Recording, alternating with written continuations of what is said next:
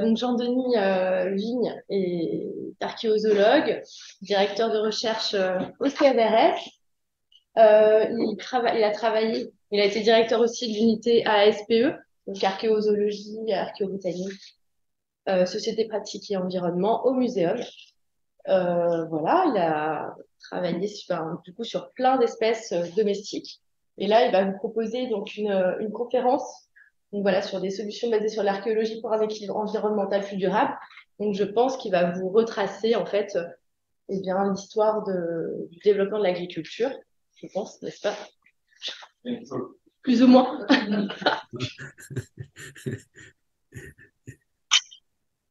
Oui, bonjour, merci Morgane, merci à toutes et à tous de cette invitation. Je suis vraiment désolé de ne pas être avec vous.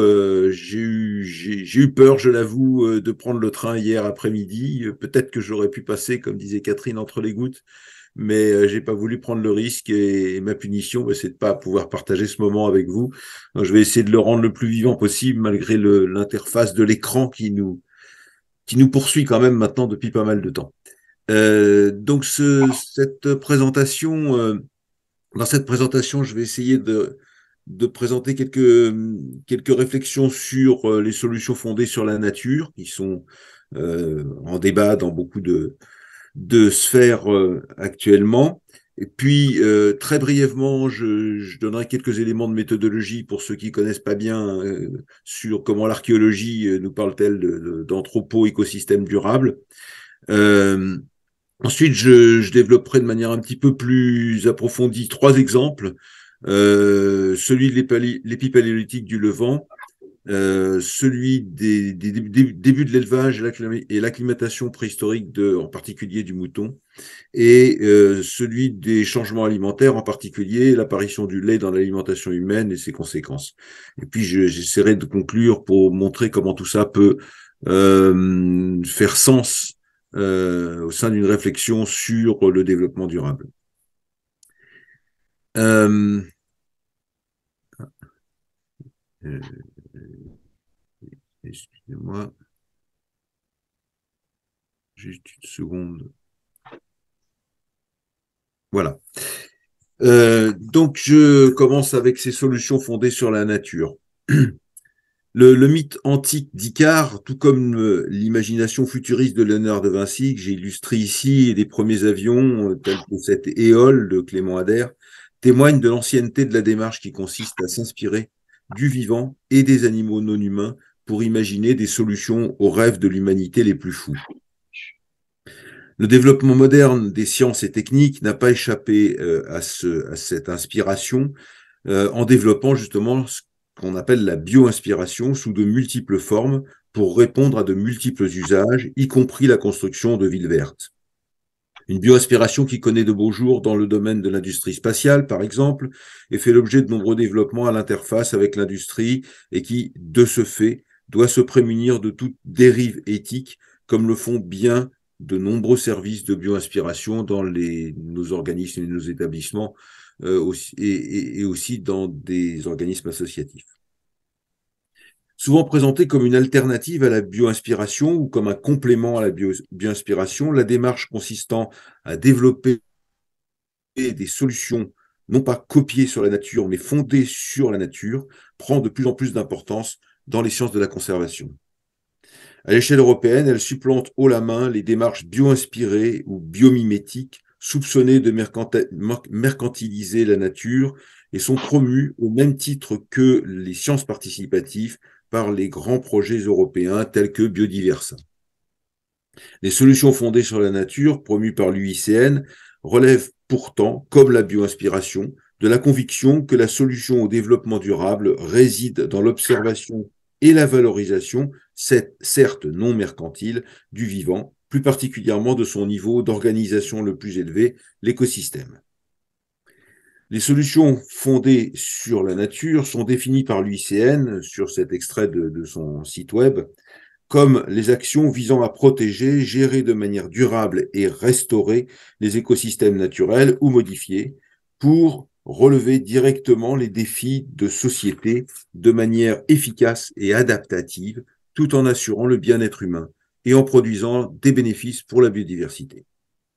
Le site internet de l'UICN introduit le propos ici en ces termes: des écosystèmes résilients, fonctionnels et diversifiés fournissent en effet de nombreux services écosystémiques pour nos sociétés, tout en permettant de préserver et de restaurer la biodiversité.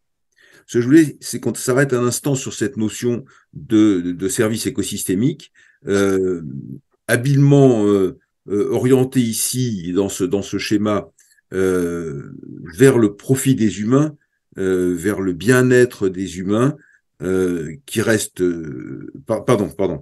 habilement orienté ici, oui, vers le profit des humains, c'est ça, qui reste implicite, mais aussi vers le profit pour la biodiversité.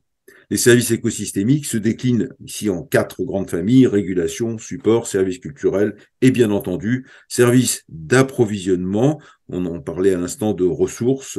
Heureusement, l'approvisionnement des populations humaines n'est pas oublié, même s'il est un peu masqué dans cette présentation. Cette autre représentation, tirée du site de Reforest Action, est résolument unidirectionnelle, du haut vers le bas. Elle traduit très bien la volonté de mise à profit de l'environnement au service du bien-être humain. Quoi de plus naturel? Elle ne dit pas s'il s'agit de protéger, gérer de manière durable et restaurer les écosystèmes, pour reprendre les termes de l'UICN, pour ce qu'ils sont ou pour ce qu'ils valent. La réponse est dans les mots: bienfaits sociétaux, services écosystémiques. Toute la démarche de solutions fondées sur la nature montre bien que les écosystèmes et leurs bienfaits ne font partie des objets à protéger, gérer et restaurer que parce qu'ils sont au service des humains et de la biodiversité. Les 2 cases du bas de ce diagramme, bien-être humain, bénéfice pour la biodiversité, en vert, sont tout autant empreintes de non-dits légèrement inquiétants. Celle de gauche, sans jeu de mots, jette un voile pudique sur la production de biens matériels en masquant derrière la jolie locution de bien-être humain l'ensemble des profits issus du service écosystémique, y compris, sans doute, les profits mercantiles. On ne le sait pas. Celle de droite rappelle qu'on ne vise pas que les humains, mais aussi l'ensemble de la biodiversité, ce qui est plutôt rassurant, mais on ne sait pas pourquoi. Il n'est pas précisé pourquoi les bénéfices à la biodiversité sont intéressants, mais dans l'ambiance générale de ce diagramme, on voit bien que c'est plutôt une ressource, là aussi, qu'il s'agit de maintenir et à des fins d'exploitation par l'homme.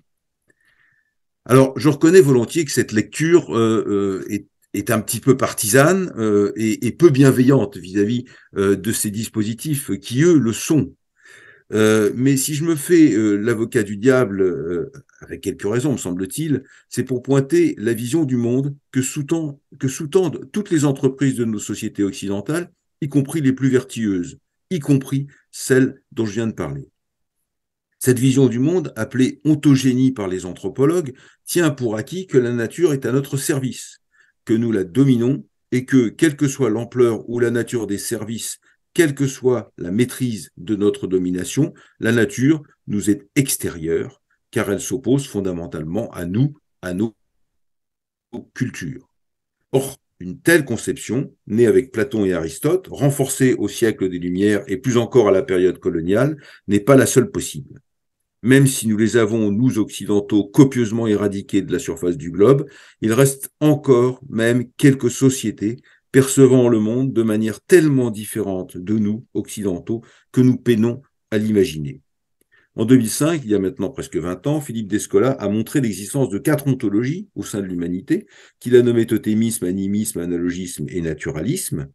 Elles se séparent les unes des autres en fonction de 2 critères croisés, comme le montre ce tableau: la physicalité, c'est-à-dire l'apparence physique, et l'intériorité, l'une et l'autre pouvant être considérées comme continues ou discontinues selon les ontologies, continues entre les humains et les non-humains ou discontinues entre les humains et les non-humains.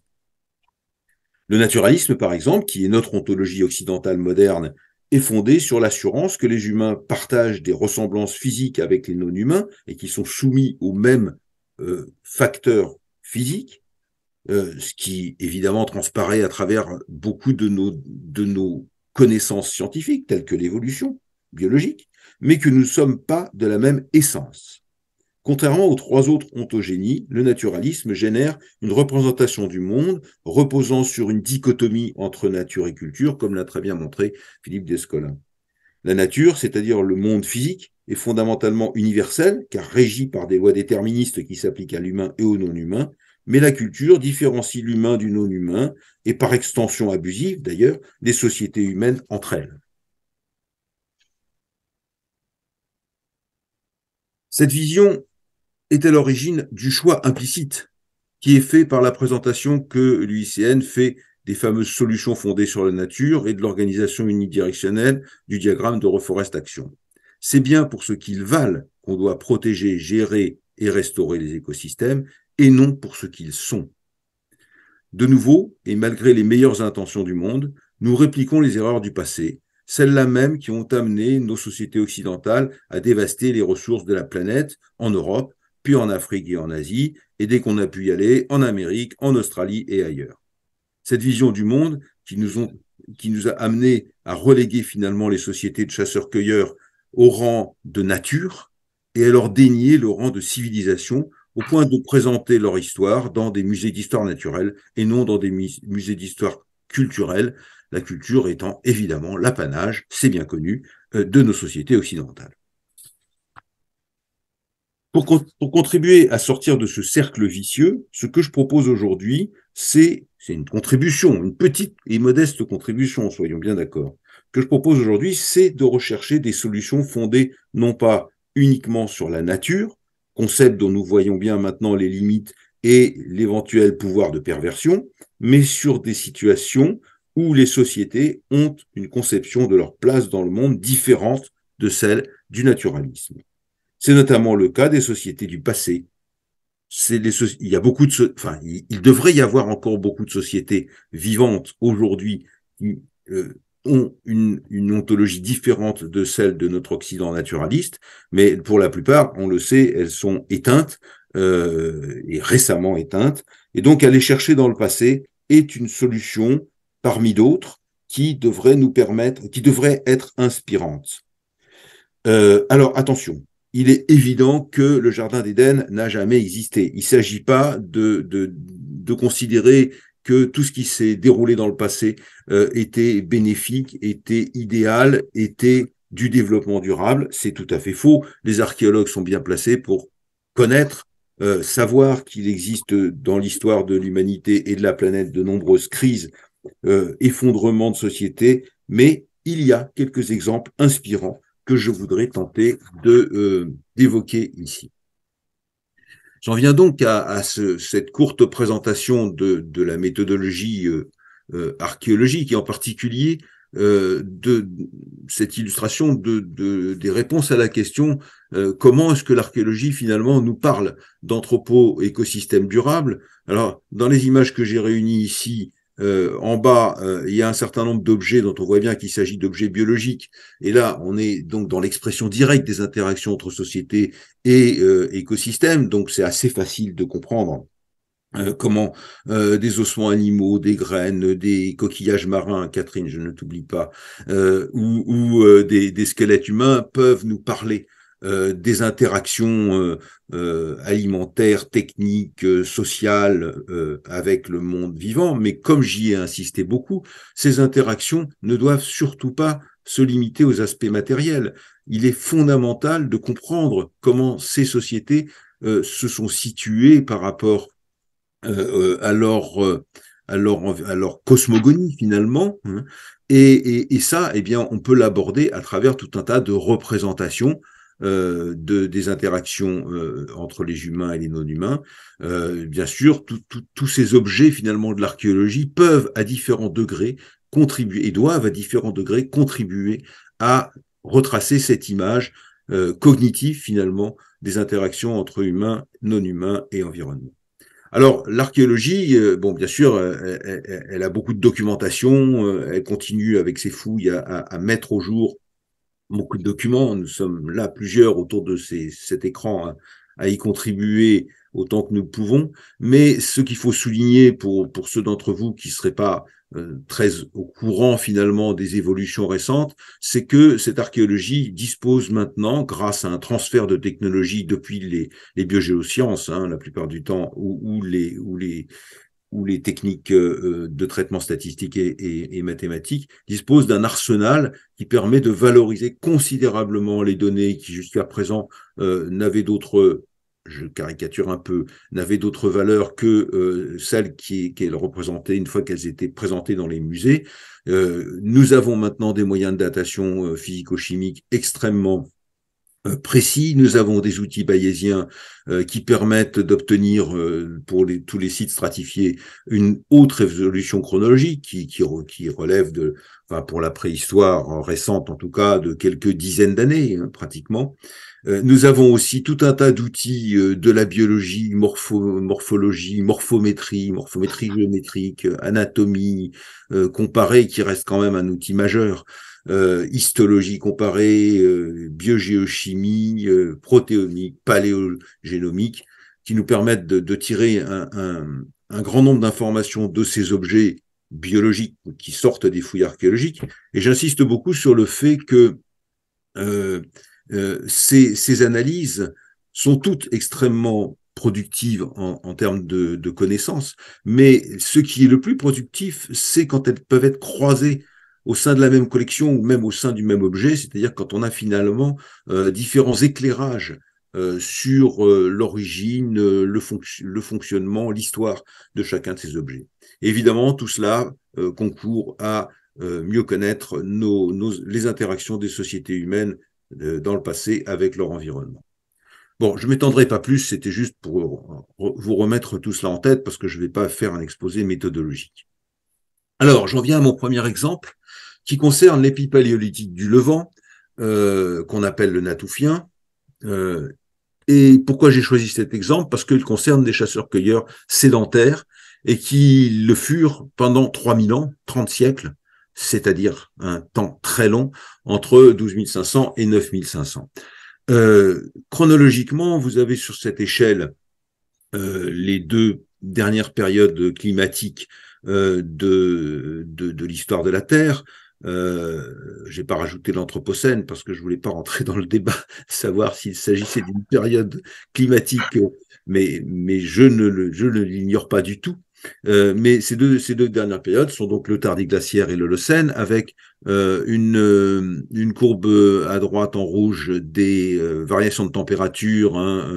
Vers la droite, c'est plus chaud, vers la gauche, c'est plus froid. En fait, ce sont donc les isotopes l'isotope 18 de l'oxygène piégés dans les micro-bulles d'air des glaces du Groenland en l'occurrence, qui permettent d'obtenir cette courbe. On voit très bien donc toute la période tardiglaciaire caractérisée par des températures globalement fraîches et des variations brutales, et la période de l'Holocène caractérisée par une relative stabilité, mais elle n'est que très relative bien sûr, et des températures moyennes plus élevées. Donc cette rupture tardiglaciaire Holocène est importante, elle a longtemps été considérée de manière très grossière comme étant le déclenchement finalement de la néolithisation et de toute cette évolution, cette explosion d'Homo sapiens à travers le monde.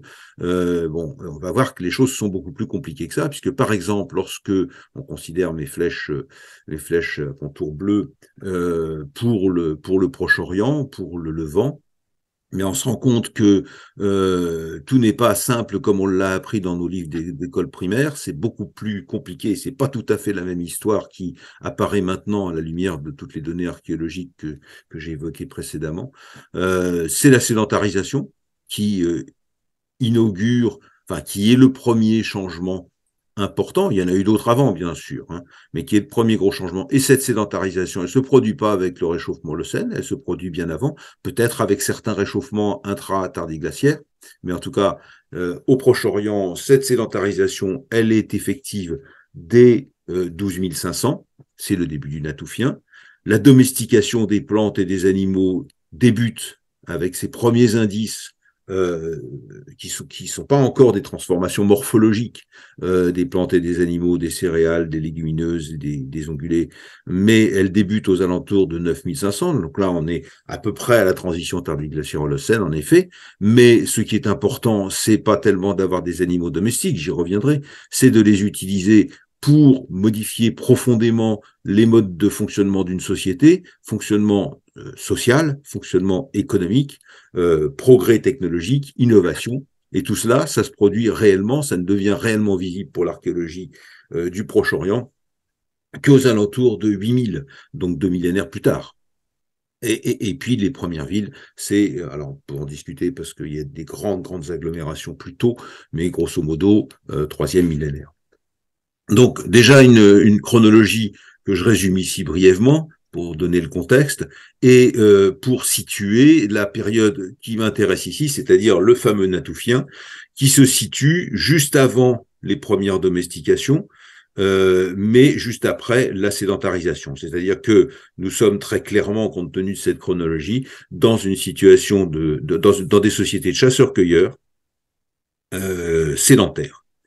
Alors ça doit être rare, mais non, il y en a plein dans le monde des chasseurs-cueilleurs sédentaires, il y en a au Japon, il y en a en Amérique du Nord, il y en a dans très nombreux endroits, et les Natoufiens du Proche-Orient, qui ont longtemps été considérés comme un modèle tout à fait unique, eh bien, sont loin d'être les seuls. Mais c'est sur eux que je vais me concentrer, parce que vous voyez, dans la carte des sites qui est à droite, qui sont assez bien connus, bon, encore beaucoup à apprendre, mais qui sont assez bien connus, et qu'en plus, ils ont occupé une très vaste région, même si c'était pas une région homogène du point de vue politique ou social, mais c'est une vaste région dans laquelle finalement on a des grandes lignes de sociétés qui se communent. Alors, ce Natoufien se caractérise par un tas de choses. Je vais passer vite sur 3 caractéristiques majeures. La première, c'est l'habitat permanent, bien sûr, sédentarité, avec des bâtiments dont vous voyez ici que c'est pas simplement une cabane avec quelques poteaux en bois, mais c'est toute une construction en pierre. C'est avec un foyer au centre, hein, sur la cabane de Choubaïka, et sur beaucoup d'habitats, avec des sols construits en dalles, en terre, etc., avec des toitures et avec des bâtiments très complexes. En bas à droite, la grande maison de Malara, qui appartient pas aux phases terminales, hein, du Natoufien, mais plutôt aux phases initiales, hein, aux alentours de 12 200, 12 400, avec une sophistication majeure, un ensemble de murs qui adossent le bâtiment, tout un tas de calages de poteaux qui témoignent d'une connaissance de l'architecture importante, des foyers, des zones d'activité, etc. Donc, c'est véritablement de l'habitat permanent. Ça ne veut pas dire que toute la société était sédentaire, hein. Il y a toujours des mouvements. D'ailleurs, nous nous considérons comme des sédentaires, mais nous ne le sommes pas. Nous sommes constamment en mouvement, hein. Cette notion de sédentarité, il faut quand même faut l'affiner un petit peu. Mais ce qui est important, c'est que avant le Natoufien, on ne trouve pas ce genre de choses au Proche-Orient. On le trouve éventuellement dans d'autres régions du monde, mais au Proche-Orient, on ne le trouve pas. Et tout d'un coup, on a cette stabilisation de l'habitat qui, pour une partie de la société, va jouer un rôle considérable pendant 3000 ans. Deuxième point important, à cette stabilisation de l'habitat est associé un ensemble de structures archéologiques qui témoignent de la collecte à grande échelle de ressources alimentaires ou lithiques pour faire des outils, de la transformation de ces ressources et de leur stockage, qui peut être un stockage saisonnier ou éventuellement annuel, pour ce qu'on en connaît. Troisième grande caractéristique, c'est finalement la naissance, avec cette pérennisation de l'habitat, d'un objet qui n'existait pas dans la région auparavant, qui est le hameau.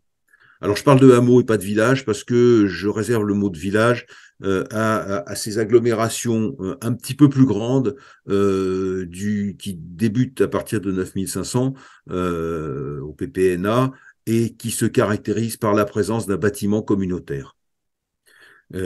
Dans les hameaux natoufiens, il n'y a pas de bâtiment communautaire, donc je ne parle pas de village. C'est une convention qui n'est pas partagée par tout le monde. Alors, tout ça pour dire surtout que le rassemblement finalement de ces constructions en un même endroit, la pérennité de présence humaine, génère un écosystème qui n'existait pas non plus dans cette région auparavant, qui est un anthropo-écosystème, écosystème anthropique. Et dans cet anthropo-écosystème, on trouve à la fin de l'évolution du Natoufien des bâtiments de préservation des réserves extrêmement sophistiquées. Cette petite image là que j'ai empruntée à Cuy Stéphine Lesson est celle d'un grenier de la fin, d'extrême fin du Natoufien en Jordanie, qui montre qu'il y avait un souci. Il y avait un souci, c'est que en faisant des réserves de céréales, en générant cet habitat permanent, ben, on avait créé un écosystème qui était colonisé par un certain nombre d'espèces non souhaitées, et en particulier par les rongeurs, et ici en particulier par les souris.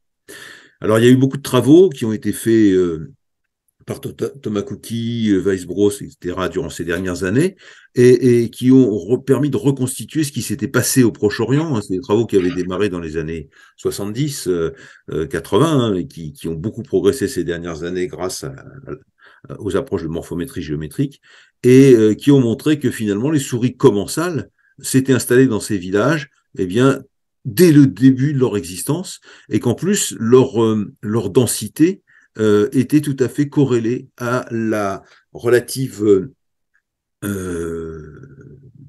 l'intensité de la sédentarité.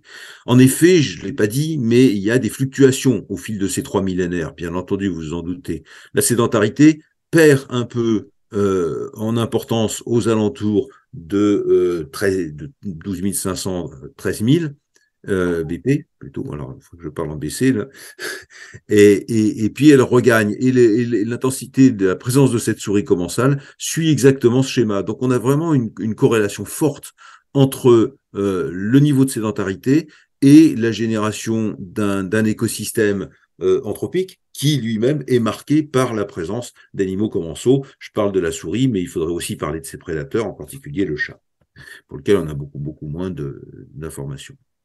Un autre élément qui montre qu'il y a une rupture écologique à l'échelle de ces hameaux natoufiens, eh bien, c'est la présence d'animaux domestiques. Alors, une fois de plus, il n'y a pas que là qu'il y a des chiens domestiques, et c'est pas forcément la période la plus ancienne d'attestation du chien domestique, mais la présence de chiens, la présence de souris et de chats dans ces villages, dans ces hameaux, eh bien, montre que quelque chose s'est passé en termes d'écologie locale, la naissance de quelque chose de nouveau. Donc voilà ce que le cadre qui est planté. Et alors, évidemment, à partir du moment où une société de chasseurs-cueilleurs dont l'économie repose sur la collecte, sur le piégeage, sur la chasse, sur la pêche, à partir du moment où cette société, qui n'est pas très grande démographiquement, hein, c'est quelques dizaines de personnes, quelques centaines au maximum, s'installe et exploite des ressources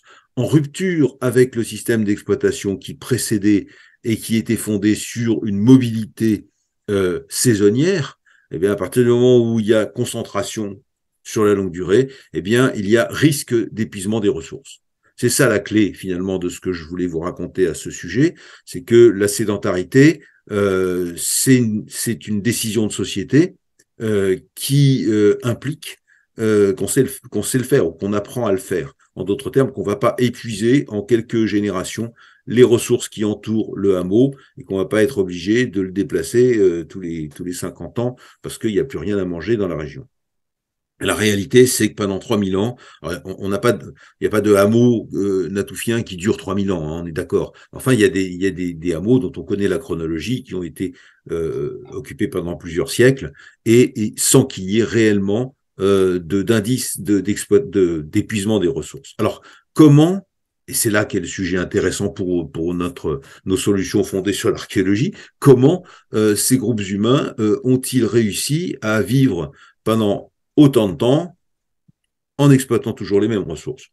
C'est pas très sorcier, mais encore fallait-il le montrer. J'ai pris ici exemple j'ai pris un article Monroe, qui fait un point assez détaillé sur ces questions-là. Il y en a bien sûr beaucoup d'autres. La première chose qui apparaît très clairement, c'est une liste d'espèces très élargie. Et encore, là, j'ai mis que des grandes catégories, en reprenant son tableau tel qu'il est présenté dans sa publication de Current Anthropology, avec des reptiles. Le reptile en question, entre guillemets, c'est une tortue, donc c'est pas un squamate, hein. Il y a un petit peu de contribution des squamates, mais c'est surtout les tortues terrestres. Beaucoup d'oiseaux exploités, de grande taille, de petite taille, la grande outarde, très présente dans certaines régions du Proche-Orient au Natoufien, les lagomorphes, plus particulièrement lièvres, et puis beaucoup de petits carnivores qui sont exploités, consommés, non pas en quantité considérable, mais en quantité suffisante pour qu'on en trouve les ossements. Je pense par exemple sur un site qui est un tout petit peu plus récent, qui est le site de Jéricho, le nom dirait quelque chose à tout le monde, eh bien le renard apparaît en deuxième position par rapport aux gazelles. Et puis bien sûr, les ongulés ne sont pas oubliés. Les ongulés étaient la principale source de nourriture avant le natoufien, avec principalement une chasse à l'auroch, une chasse aux équidés sauvages, une chasse aux sangliers, selon les régions bien sûr. Mais là, on retrouve tous ces gibiers, mais avec une prédilection forte, je dirais presque une spécialisation dans toute cette zone sur les gazelles. Alors, vous me direz, spectre très large d'espèces piégées, pêchées, parce que là, j'ai pas mis non plus enfin, j'ai pas repris les poissons et les coquillages et les escargots qui jouent un rôle important dans la diète de ces groupes humains. Mais quand même, un spectre très large. Et puis, en même temps, sur les ongulés, une perte d'importance de ces ongulés et une une relative spécialisation sur les gazelles. Quand on regarde ça en diagramme, toujours en reprenant les travaux de Munro, eh bien, en noir, c'est le grand gibier pour le diagramme du haut, et puis en grisé, le petit gibier. Vous voyez qu'il y a une part de petit gibier qui est considérable. Alors, ce sont des nombres de restes, bien sûr, hein, ce ne sont pas des poids de viande. Donc, si on avait une estimation des poids de viande, on aurait probablement un équilibre légèrement différent. Mais ces diagrammes-là mettent clairement en évidence une situation qui n'est pas celle qu'on connaissait aux périodes plus anciennes où le grand gibier était véritablement très largement dominant en nombre de restes. Et au sein de ce petit gibier, vous le voyez dans le diagramme qui est en dessous, eh bien, on voit une augmentation constante depuis le natoufien ancien jusqu'au natoufien final. La chronologie étant représentée ici par trois sites euh, occupés de longue durée, on voit une augmentation constante de la part des reptiles, c'est-à-dire des tortues, hein, pour être clair, et une diminution considérable de la part des mammifères, c'est-à-dire que s'installe finalement un système d'exploitation de piégeage, de collecte d'animaux facilement accessibles, mais avec une dimension saisonnière extrêmement marquée. En d'autres termes, en particulier sur les oiseaux, comme l'a très bien montré Lionel Gourichon, eh bien l'exploitation saisonnière est extrêmement ciblée et on peut finalement se rendre compte que l'exploitation est large, mais elle est très parcimonieuse sur chacune des sources, à tel point que finalement, il n'y a pas d'épuisement de ces ressources.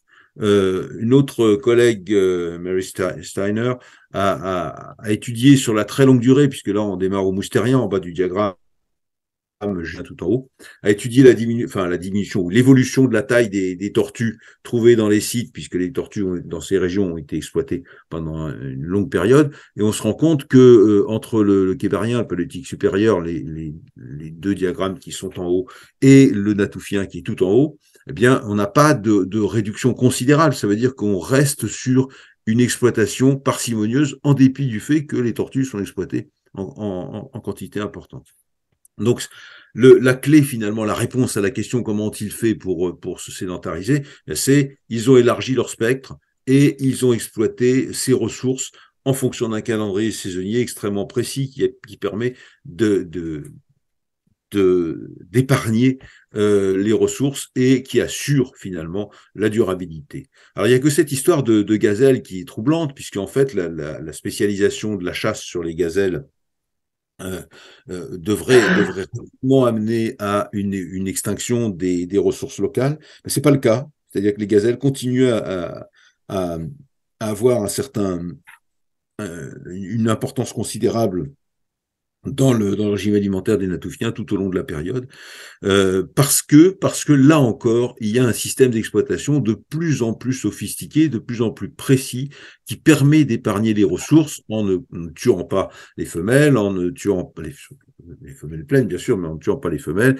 et en gérant finalement d'une certaine manière, de façon prédomesticatoire, on pourrait presque dire, hein, si on n'avait pas peur de la téléologie, mais en gérant finalement ces groupes d'animaux de manière parcimonieuse, de telle sorte que là aussi, on obtienne une certaine durabilité. Donc, je ne vais pas rentrer plus dans le détail, parce que ça nous emmènerait très très loin, mais ce que je veux dire, c'est qu'il y a là, dans le natoufien, une source d'information considérable, qu'on pourrait d'ailleurs, et qu'on devrait sans doute approfondir pour mieux la comprendre, pour essayer finalement de s'inspirer d'un système de ce type en termes de développement durable. Alors, je ne dis pas que la situation démographique est comparable à celle de nos sociétés, etc., etc. J'y reviendrai, bien sûr, hein, le transfert n'est pas simple et immédiat. Mais il y a un exemple inspirant. J'en viens maintenant au début de l'élevage et à cette question de l'acclimatation. Alors, avant d'en venir à l'acclimatation du mouton, qui est le centre de ce que je voulais vous exposer, je regarde ma montre, je suis très en retard, donc je vais passer très vite sur ces petites images qui retracent finalement le début des domestications des mammifères en Asie occidentale et en Asie orientale. Donc aux alentours de 12 500, le chien à l'est comme à l'ouest, aux alentours de 10 000, le chat, puis ensuite bœuf, mouton, cochon, chèvre, aux alentours de 10 500 avant notre ère en Occident, le cochon un petit peu plus tard domestiqué en Chine du Nord. Et puis, à partir de ces zones de domestication première, eh bien, une extension progressive de la présence de l'aire de répartition plutôt de ces animaux domestiques, de ces ongulés domestiques, avec la domestication d'un chat en Chine qui apparaît un petit peu plus tard, et puis la diffusion du cochon vers l'Europe, la domestication du zébu dans la vallée de l'Indus, et puis l'histoire se prolonge avec une extension progressive en tache d'huile de ces animaux domestiques. Je passe très vite parce que c'est pas ce sur quoi je veux insister le plus. Alors, j'en viens donc dans ce cadre très général à la question du mouton pour insister sur un point qui est celui de son acclimatation. Voilà une carte qui regroupe un certain nombre de formes des mouflons, ancêtres des moutons, avec des formes autochtones dans tout le Proche et le Moyen-Orient, hein, qui sont en fait Ovis gmelini, qui relèvent toutes de l'espèce Ovis gmelini, et puis quelques formes ici en Europe qui sont représentées par des taches vertes, mais qui correspondent à des moutons domestiques qui ont été introduits en Europe et qui se sont réensauvagés, y compris d'ailleurs au XXe siècle, puisque toute la grande tache qu'on trouve en Europe centrale et du Nord ici, c'est une tache qui est apparue au cours du XXe siècle. Donc revenons à cette région-là en insistant sur le fait que le mouflon était présent initialement dans toute cette région à la fin du Pléistocène et que c'est là qu'a eu lieu sa domestication. Elle a eu lieu en particulier à partir de Vigmelini, de ces populations des hauts plateaux d'Anatolie, pour lesquels on a une pensée particulière évidemment aujourd'hui suite au terrible séisme. Mais ces hauts plateaux, il faut les voir, j'ai mis une petite photo, hein, il faut les voir effectivement, c'est des zones montagneuses avec des steppes arborées, et puis des zones d'altitude régulièrement enneigées. J'ai mis un petit diagramme ombrothermique pour insister sur le fait que la réalité naturelle de Vigmelini, c'est un système de mise bas des petits au printemps, à un moment où finalement la courbe de température et la courbe de précipitation offrent une situation favorable. Il y a un autre moment dans l'année où la situation est favorable aussi, c'est celle qu'on retrouve en octobre-novembre, mais il n'y a pas de mise bas viable, tout simplement parce que les petits qui pourraient naître à ce moment-là, eh bien, ils supportent pas l'hiver et ils meurent. Donc ils n'existent pas finalement dans l'enregistrement. Si par un hasard quelconque la naissance intervient à ce moment-là, le petit ne survit pas. Donc, tout ça pour dire que voilà la situation naturelle de départ.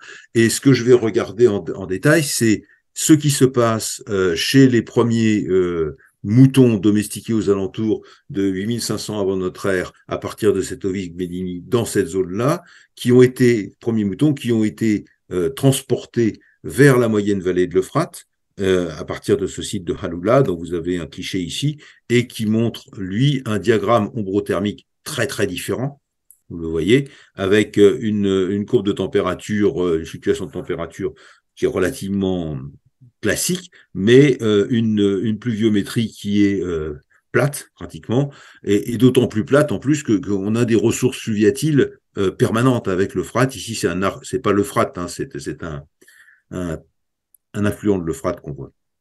Et puis, comment ça se passe pour d'autres mouflons, d'autres moutons, 3000 moutons domestiques, qui aux alentours de 8000 avant notre ère, ont été transportés par mer sur l'île de Chypre, où le diagramme ombrothermique ressemble plus à celui d'Anatolie, avec toutefois des différences d'échelle extrêmement importantes, en particulier le fait que les températures ne sont pas du tout sur la même échelle. Là, vous voyez, on est à 5, là, on est à 15, et qu'évidemment, une bête qui naîtrait à l'automne, en novembre-décembre, aurait beaucoup plus de facilité à se maintenir. Comment peut-on travailler sur cette histoire de saison des naissances à partir des données archéologiques? Eh bien, je cite ici Marie Ballas, qui est notre grande spécialiste dans le laboratoire, qui, avec d'autres, mais avec beaucoup de maestria, a mis au point une technique de prélèvement séquentiel de l'émail dentaire et d'analyse des isotopes stables carbone-oxygène dans chacun de ces prélèvements, qui permet de suivre au fil de la croissance de la dent, donc sur une tranche de temps qui peut atteindre pratiquement, pas tout à fait, mais pratiquement une année, eh bien comment on peut suivre l'évolution finalement du signal alimentaire ou de boisson qu'est l'oxygène 18 ou le carbone 13.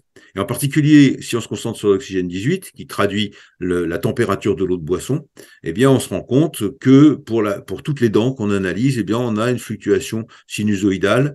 Celle-ci est particulièrement longue sur une troisième molaire, qui finalement nous montre très clairement le calendrier saisonnier de croissance de la dent. On reconnaît l'hiver avec les valeurs basses et l'été avec les valeurs hautes.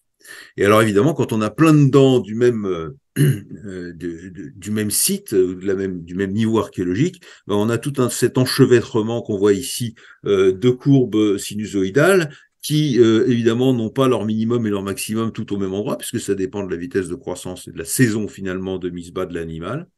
Et Marie Ballas a inventé un système de modélisation qui permet de les calibrer et finalement d'estimer la saison de naissance. Si bien qu'on a accès maintenant, depuis quelques années, à des diagrammes de ce type qui permettent pour un site donné, bon là il y a deux sites et un site avec deux périodes chronologiques, enfin avec chèvre et mouton, mais pour un site donné, bien d'avoir chaque point noir qui correspond à un individu, mais d'avoir finalement le calendrier des naissances des moutons ou des chèvres sur ce site. Et alors ça, c'est très intéressant. Alors entre janvier est en bas hein, et décembre en haut. Alors ça, c'est très intéressant parce que du coup, ça nous permet de comparer nos deux sites, Vallée de l'Euphrate et Chypre, à la situation naturelle de naissance de printemps qu'on a le plateau anatolien, qui est ici. Donc pour Chypre, pour les moutons et les chèvres, on a beaucoup de naissances qui se déroulent plutôt au printemps, hein, tout ça c'est les naissances de printemps, qui sont les naissances naturelles. À Tel Aloula, toutes les naissances se déroulent au printemps, alors qu'il y a de l'eau tout le temps et une bonne température. Mais non, finalement, c'est les naissances de printemps qui sont favorisées sans doute par l'éleveur. Et au contraire, eh bien, à Chypre, que ce soit pour les moutons ou les chèvres, on voit apparaître des animaux qui sont nés à l'automne et qui donc témoignent d'un désaisonnement. Alors ce désaisonnement, il ne va pas de soi. La montée en chaleur des brebis est lié à la photopériode. Donc, il faut que l'éleveur fasse quelque chose. Ça ne vient pas tout seul. Il va y avoir une lutte au printemps pour avoir une mise bas à l'automne. Et donc, ce que je veux dire, sans aller plus loin, là encore, dans cet exemple, qui nous emmènerait trop loin, ce que je veux dire, c'est qu'il y a là un bel exemple, finalement, de mise à profit d'une capacité naturelle d'une race, j'allais dire primitive, mais enfin d'une race très proche, finalement, de l'ancêtre sauvage. Donc, et mise à profit de cette capacité naturelle de désaisonnement, qui aujourd'hui, dans nos races modernes, n'existe presque plus, pour finalement adapter un élevage à un environnement méditerranéen aride, celui de Chypre, alors que ces animaux venaient de zones climatiques et très très différentes. Donc là, c'est vraiment un exemple d'utilisation des potentialités adaptatives larges des premières lignées domestiques pour générer des solutions durables. Le dernier exemple, je vais essayer d'aller vite, c'est celui du lait. Au Paléolithique supérieur, l'accès à un aliment lacté nécessitait de capturer une femelle de roc et de la traire. Vous imaginez assez bien, enfin, c'est faire attention au bon sens en archéologie, mais on peut quand même raisonnablement penser que à cette époque, le seul lait était le lait maternel et qu'il était réservé au début de la vie. Et puis, au néolithique, on a ces scènes de traite qui montrent clairement qu'on a exploité le lait des bovins, notamment. Et donc, on peut partir du principe que le lait est une innovation liée au contrôle d'animaux producteurs de lait, en particulier les bovins.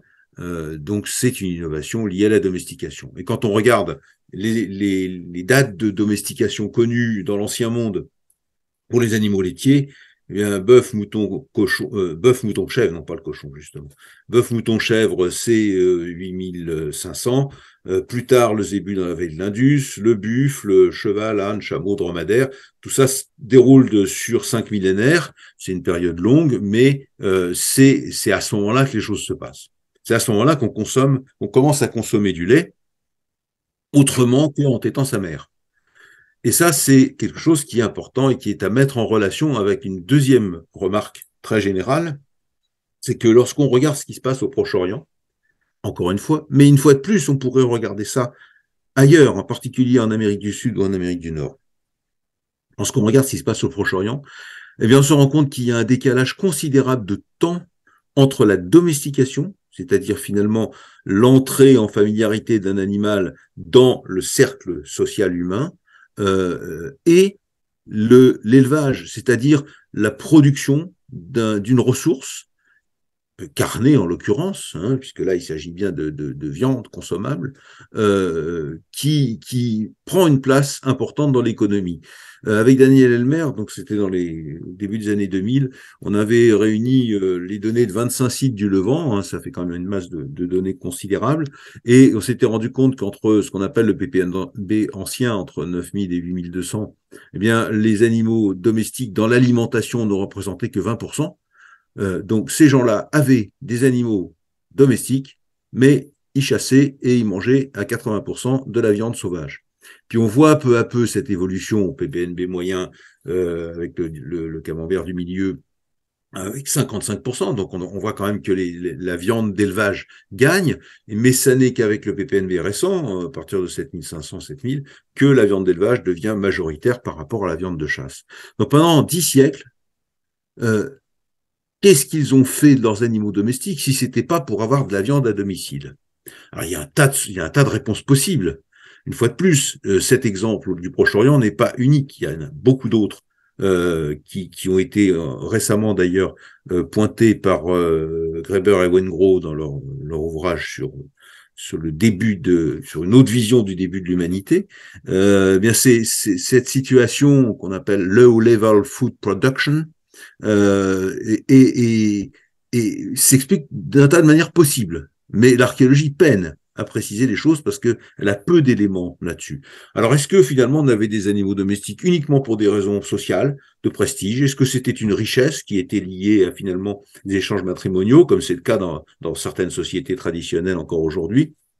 Est-ce qu'au contraire, ces animaux domestiques, ce qui n'est pas exclusif d'ailleurs, ne jouaient pas finalement le rôle de recycleurs et en particulier dans les cultures, hein, qu'il faut évidemment amender régulièrement. Est-ce que c'était pas un complément saisonnier de la chasse?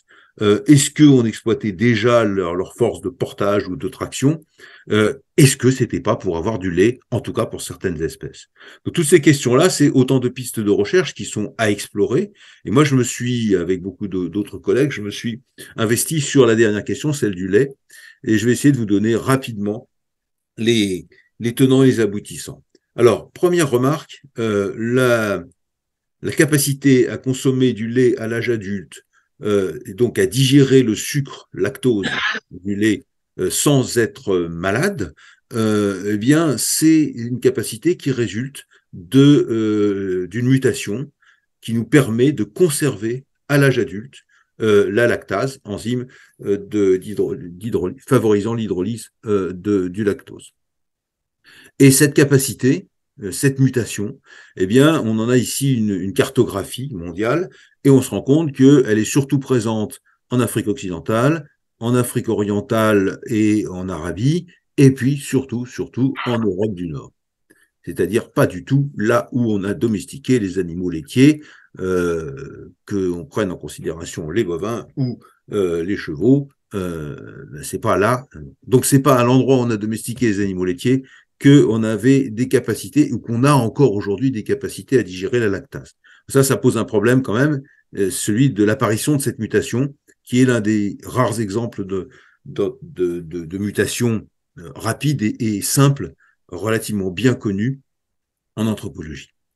Alors, cette situation, hein, cette espèce de déconnexion entre les réalités archéozoologiques d'une part et anthropologiques d'autre part, elle a interpellé depuis fort longtemps, plusieurs décennies, et la conclusion c'était que finalement les débuts de la consommation du lait, c'est forcément quelque chose de très tardif puisque les habitants des régions proche-orientales et d'Asie occidentale n'avaient pas cette mutation, donc ils ne pouvaient pas exploiter le lait. Et ça, c'est justement le sujet auquel on s'est attaché avec un certain nombre de collègues en croisant trois méthodologies. Je vais passer rapidement pour aller au résultat, sinon je vais être trop long, mais je vous donne juste les éléments de méthodologie majeure. Trois méthodologies. La première, c'est la recherche des résidus lipidiques adsorbés dans les poteries et leur analyse isotopique qui permet d'isoler, alors là je rentre pas dans le détail, mais dans le bas de chaque diagramme on voit des cadres colorés qui indiquent, qui surlignent finalement les points analytiques pour lesquels on est absolument certain que les résidus lipidiques en question viennent bien de lait et non pas de tissus adipeux, contrairement aux points qui sont plus hauts dans les diagrammes. Les profils d'abattage qu'on observe à partir des âges dentaires des animaux dans les sites archéologiques et qui permettent de détecter selon leur forme des élevages orientés vers la production laitière, et puis ces fameuses courbes séquentielles d'oxygène qui nous permettent d'accéder aux saisons de naissance, avec ici une série, là encore produite par Marie Ballas, de désaisonnements qui sont clairement orientés vers la production, l'extension dans l'année de la production laitière. Donc, je vous présente juste les résultats brièvement. Alors, je vous présente ça, je ne résiste pas pour l'espace méditerranéen à ce travail qu'on avait fait avec un grand nombre de collègues en 2016 et qui montre en fait les points rouges, tout ce qui est résidus lipidiques ou abattage de très jeunes, hein, les deux premières méthodologies que j'évoquais, et finalement on se rend compte que les indices d'exploitation laitière qu'on regarde l'un ou l'autre des marqueurs sont extrêmement nombreux, répartis partout sur le littoral nord de oriental et nord de la Méditerranée, et que ils montrent que dès le début de l'élevage des caprinés, puisqu'en l'occurrence là il s'agit bien de caprinés, eh bien l'exploitation laitière a pris et a joué un rôle important dans l'économie. Là, je tire deux, trois diagrammes de la dernière publication, qui est un peu la publication de conclusion de ces deux projets européens que nous avons menés entre 2009 et 2017. La répartition ici, en haut à gauche, de poteries ayant fourni des résidus lipidiques lactés en fonction de la chronologie, hein, rouge pour les plus anciens et bleu pour les plus récents. Ici, on a dans le diagramme en haut à droite, on a la chronologie avec en bleu ce qui est en dessous du seuil isotopique qui sépare les tissus, les graisses de tissus adipeux des graisses de tissus lactés. Hein. Donc, on voit que dès le début, il y a des graisses de tissus lactés et qu'il y en a tout au long de la période. Bon, ici, on a un diagramme qui est un petit peu plus précis, qui montre que le pourcentage de dairy fat, de graisse de tissu lacté, était relativement élevé durant toute la première partie du néolithique, et qu'il y a une saute considérable à partir de 4000 dans ce qu'on appelle le second néolithique. Et ça, c'est un élément intéressant aussi. Et puis, bon, là, je vous passe, ça redit la même chose, hein, mais c'est juste un figging de l'Europe qui montre à quels endroits on a exploité selon les périodes plus le lait qu'à d'autres périodes dans d'autres régions. Point important, il existe des poteries perforées qu'on a longtemps considérées de manière un peu discutable comme des faisselles et qui donc sembleraient témoigner de la fabrication de fromage. Le débat a été vif depuis les années 70 du siècle dernier pour savoir si c'était bien des faisselles ou pas. Les travaux menés par nos collègues de Bristol, en particulier Mélanie Salk, ont montré très clairement la présence de résidus organiques dans ces vases perforés, dans ces faisselles, et confirmant qu'ils avaient bien été utilisés pour traiter des produits lactés. De la même manière, elle a mis en évidence des écuelles à cuire dès le tout début du néolithique qui comportaient un certain nombre d'éléments liés au traitement du lait. Donc en fait, si je résume, notre espèce a suivi deux stratégies d'adaptation finalement à l'apparition de ce nouvel aliment qu'est le lait au moment de la domestication des animaux producteurs de lait. D'une part, le contrôle puis la domestication de micro-organismes capables de fermenter le lactose et de le rendre digeste, c'est ce que nous indique l'utilisation de ces faisselles dès les périodes les plus anciennes. Donc ça, c'est quelque chose de très important et qui permet d'expliquer finalement la rupture entre notre carte et puis la zone de domestication des animaux à lait. Hein. Là où on a domestiqué des animaux à lait, on n'a pas sélectionné le gène de la lactase, la persistance de la lactase, mais on a fait des fromages qui font que il y a plus de problème avec le lactose, hein, puisque dans les fromages, le lactose est dégradé naturellement, ou les bactéries dégradeuses de lactose sont présentes. Et puis la deuxième stratégie, c'est la sélection d'un gène de persistance de la lactose et sa montée en prévalence. Et maintenant, on sait que cette montée en prévalence, elle démarre il y a à peu près 5000 ans. Et finalement, ces deux stratégies correspondent à gauche à un co-développement, voire une coévolution, mais ça on pourra en discuter, finalement, qui s'appuie sur l'utilisation des écosystèmes bactériens. Bon, j'ai mis des guillemets écosystèmes, on peut en discuter aussi, mais d'une certaine manière, à l'échelle bactérienne, on est pratiquement dans des solutions fondées sur l'écosystème. Et puis, pour la stratégie évolutive, finalement, on n'a pas vraiment d'explication hein, de cette montée en prévalence du gène de la lactase. Le dernier article qu'on a publié dans l'été dernier, là, aboutit à l'idée, à la proposition que cette prévalence, elle a été contre-sélectionnée, c'est-à-dire qu'elle résulte finalement d'une surmortalité des non-mutants, de ceux qui ne sont pas capables de digérer correctement le lait, au moment des épidémies affectant les voies digestives. Quand il y a une grande épidémie de choléra, ceux qui peuvent digérer le lait n'en rajoutent pas en consommant du lait, donc ils meurent du choléra, mais ils ne meurent que de ça, alors que ceux qui ne peuvent pas digérer le lait, qui continuent à en ingérer, parce qu'ils ne savent pas évidemment que ça va leur provoquer un risque supplémentaire, eh bien évidemment, ils cumulent les difficultés de digestion du lait avec la maladie, avec le choléra, et ils sont beaucoup plus sujets à une mortalité. C'est l'explication grossière qu'on provoque. Donc finalement, je conclus. Quoi de neuf? Alors, sur mes trois exemples qui sont résumés ici par les trois figures, par les trois photos, euh, finalement, les Natoufiens, ça nous montre qu'il y a de nombreux exemples de stratégies sociales, techniques, économiques au service de la durabilité. Dans le passé, on le savait. Euh, Ce que je dis, moi, c'est que ça serait bien qu'on les étudie plus et mieux pour pouvoir en tirer plus d'informations dans le sens d'un questionnement, d'une inspiration développement durable. L'adaptation des moutons à des climats différents, euh, bien finalement, c'est l'utilisation des potentialités adaptatives larges de lignées rustiques pour générer des solutions durables. Ça, on n'a rien inventé. Je veux dire, la conservation des races rustiques, la régénération des races rustiques, tout ça, il y en a beaucoup de collègues, en particulier peut-être certains d'entre vous dans la salle, qui travaillent sur ces sujets-là avec des plantes, avec des animaux à l'INRAE et ailleurs. Donc, bon, on le savait, mais là, dans le passé, il y a une source d'information importante.